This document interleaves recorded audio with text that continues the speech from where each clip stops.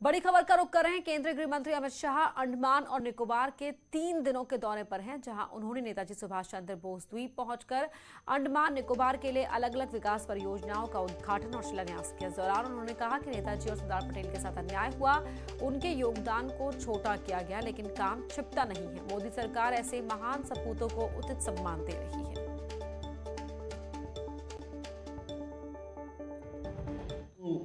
उनके जीवन को जब भी देखते हैं तो हमें हमेशा महसूस होता है कि नेताजी के साथ अन्याय हुआ।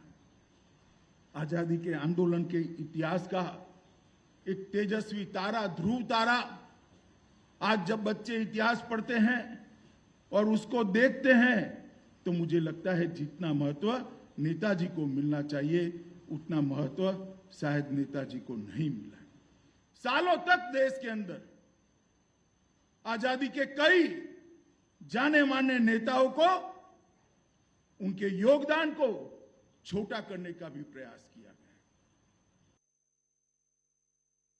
सरदार साहब को भी जितना सम्मान आजादी के बाद मिलना चाहिए नहीं मिला, मगर मित्रों, इतिहास ऐसा है जो अपने आप को दोहराता है। हम किसी को भी कितना भी अन्याय करने का प्रयास करें, काम जो होता है वो कभी छिपता नहीं है, कभी दिखता दबता नहीं है। और आज केवड़िया कॉलोनी में विश्व से सबसे बड़ी ऊंची प्रतिमा, भारत के अंदर नहीं विश्व में सबसे बड़ी ऊंची प्रतिमा नरेंद्र मोदी जी ने सरदार साहब की लगाई है। उत्तराखंड के सीएम पुष्कर सिंह धामी अयोध्या पहुंच गए हैं। आज से 2 दिन के अयोध्या दौरे पर सीएम पुष्कर सिंह धामी रहेंगे।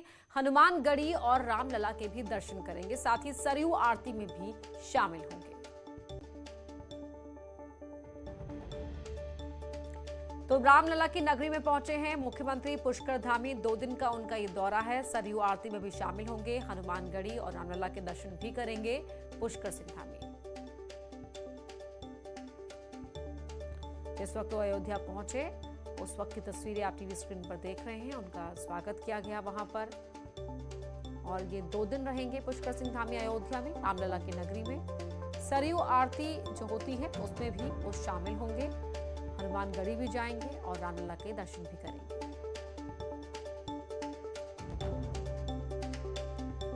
निमिष हमारे सहयोगी फोन लाइन पर जुड़ रहे हैं। निमिष, उत्तराखंड के मुख्यमंत्री रामलला की नगरी पहुंचे हैं, क्या उनका यहाँ कार्यक्रम रहने वाला है? जी, सबसे पहले मैं बता दूं कि अभी उनका उड़न खटोला अयोध्या पहुंचा है, जहां पर भव्य स्वागत हुआ और उसके बाद वो अयोध्या धाम के लिए रवाना हुए हैं, जहां पर रास्ते में भी उनका स्वागत है। सबसे अहम जो होगा वो दिल्ली सेवा धाम के लिए एक धर्मशाला का यहाँ पर भव्य पूजन किया जा रहा है, जो श्रद्धालुओं के लिए निःशुल्क तमाम सुविधाएं उपलब्ध कराई जाएंगी। उसी की आधारशिला रखने के लिए अयोध्या आ रहे हैं। कल सुबह उसका कार्यक्रम है, उससे पहले आज 2:45 पर यहाँ पहुंचे हैं और अब से कुछ ही देर में यात्री निवास आएंगे, जहां पर कार्यकर्ताओं से उनकी मुलाकात का एक कार्यक्रम है। उसके बाद शाम को 4:30 बजे राम बारात निकलेगी। इसी राम बारात में शामिल होकर के जो मुख्यमंत्री जी हैं वो हनुमानगढ़ी तक जाएंगे। वहां पर हनुमानगढ़ी और रामजन्मभूमि में दर्शन पूजन का कार्यक्रम है। शाम को सरयू जी की भव्य आरती उतारेंगे और उसके बाद जो धर्मशाला की आधारशिला रखने वाली संस्था है दिल्ली सेवा धाम, उसके द्वारा आयोजित एक भजन संध्या स्थल पर भजन संध्या है, वहां पर भी रहेंगे।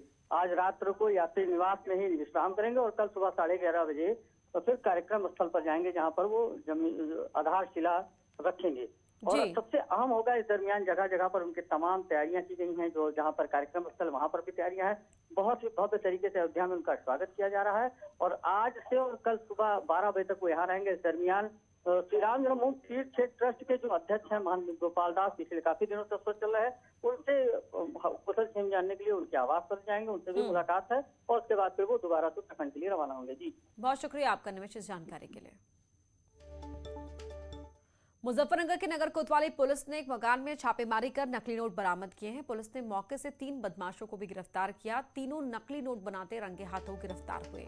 पुलिस को मौके से 12,000 नकली नोट मिले हैं, जिसमें 200 और 500 रुपए के नोट शामिल हैं। साथ ही नकली नोट बनाने के लिए प्रिंटर मशीन भी मौके से पुलिस के हाथ लगी है।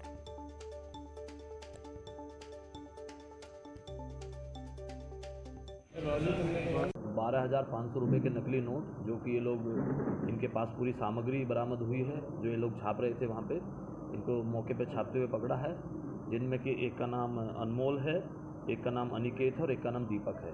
काम करने का तरीका क्या था? काम करने का तरीका इनका ये था कि इनके पास कुछ पेपर्स भी मिले हैं, पेपर हैं और उन पर केवल डाई प्रिंट है। ये लोग उसके नोटों के बीच में उस पेपर को रख के गड्डियाँ बना के लोगों को चीट भी करते हैं और नकली नोट छाप के जैसे लोगों को लालच देना कि एक का 3 दे देंगे, 50,000 के 1.5 लाख देंगे, इस तरह से भी ये लोग काम करते हैं।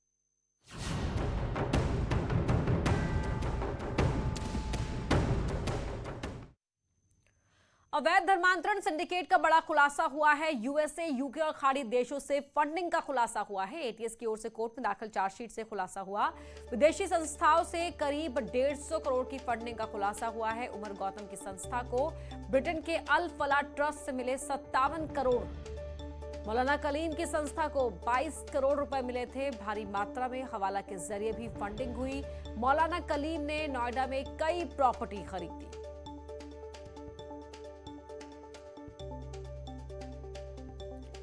तो यूएसए, यूके और खाड़ी के देशों से भी इन दोनों की संस्थाओं को फंडिंग की जा रही थी। एटीएस की चार्जशीट में यह खुलासा हुआ है। उमर गौतम की जो संस्था है उसे 57 करोड़ मिले थे। मौलाना कलीम की संस्था को 22 करोड़ रुपए मिले थे और विदेशों से इन्हें ये फंडिंग हो रही थी। इसमें यूएसए भी शामिल है, यूके और साथ ही जो खाड़ी के देश हैं वहां से भी इन लोगों को फंडिंग की जा रही थी। तो ये सारे खुलासे हुए हैं। जो चार्जशीट फाइल की गई है एटीएस की ओर से कोर्ट में, उससे यह खुलासा हुआ है।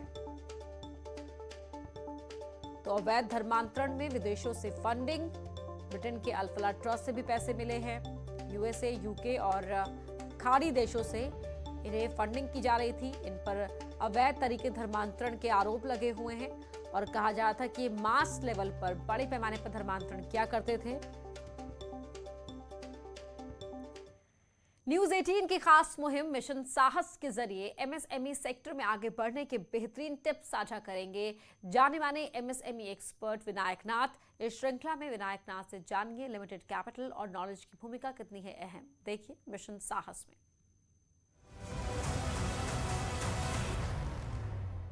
एमएसएमई में बहुतायत देखा गया है कि शुरुआती दिनों में धन का और जानकारी का अभाव होता है। जानकारी जैसे कि टेक्नोलॉजी क्या होगी, प्रिक्योरमेंट कहाँ से करेंगे, गवर्नमेंट की क्या अलग अलग स्कीमें हो सकती हैं हमारे बिजनेस से रिलेटेड इत्यादि, या फिर हम नई मार्केट में किस तरह से एंटर करें कि हमारे बिजनेस को हम स्टैब्लिश कर सकें, इसकी जानकारी। और इसके लिए कनेक्टिंग कंसल्टेंट जो हमें सही सही समय पर राय दे सके, उनकी जानकारी। एमएसएमई समाधान, एमएसएमई संपर्क, एमएसएमई संवाद, ये 3 अलग अलग भारत सरकार के प्रोग्राम्स हैं जो कि मुफ्त में उपलब्ध हैं डिजिटल स्पेस में, और हम उनके माध्यम से भी काफ़ी जानकारी उपलब्ध कर सकते हैं। इसके अलावा फिक्की, एसोचैम, सीआईआई, इस तरह के डिफरेंट बिजनेस ऑर्गेनाइजेशंस के साथ भी हम मिलकर काम कर सकते हैं। वहाँ की मेंबरशिप ले सकते हैं, उनके साथ जानकारी ले सकते हैं कि क्या हमारे बिजनेस के लिए सही होगा, क्या हमारे बिजनेस के लिए सही लोग मिलेंगे कहाँ से, और किस तरह के लोगों के साथ कंसल्टिंग हम करें जिससे कि हमारे बिजनेस को सही डायरेक्शन सही समय पर मिलता रहे। इन सब के अलावा भारत सरकार ने 2018 में 59 मिनट्स के अंदर मिलने वाला एक प्रोग्राम स्टार्ट किया था जहां पे हम लोन ले सकते हैं। ये 100% डिजिटल स्पेस से मिल जाता है। इसकी जानकारी भी हम ले सकते हैं, ऑनलाइन भी मिल जाएगी, और सारा फॉर्म पेपर वर्क भरना ऑनलाइन है। तो इससे आसानी ये होगी कि जो बार बार हमें समय समय पे जाकर डॉक्यूमेंट्स कलेक्ट करने होते थे और उनको बार बार बैंक में जमा करना होता था, उससे समय की बचत होती है। हमको हमेशा ये ध्यान रखना चाहिए कि हम जब भी नया बिजनेस स्टार्ट कर रहे हैं तो उसका हम एक डीआरपी यानी डिटेल प्रोजेक्ट रिपोर्ट अपना पेपर पेन पे बना लें, और साथ में एक्सेल शीट में इसको इस तरह से रन करें जैसे कि बिजनेस अगर चल रहा होता तो हमें क्या खर्चे आते, किस किस समय पर आते। इनकी जानकारी को एक साथ करेक्ट करके हमको बिजनेस को ड्राई रन यानी कि पेपर पे रन करके देखना चाहिए कि अगले 6 महीने और 1 साल में क्या क्या खर्चे और क्या क्या चीजें आएंगी, और इसके साथ हम एक सही प्लानिंग के थ्रू बिजनेस में उतर सकते हैं।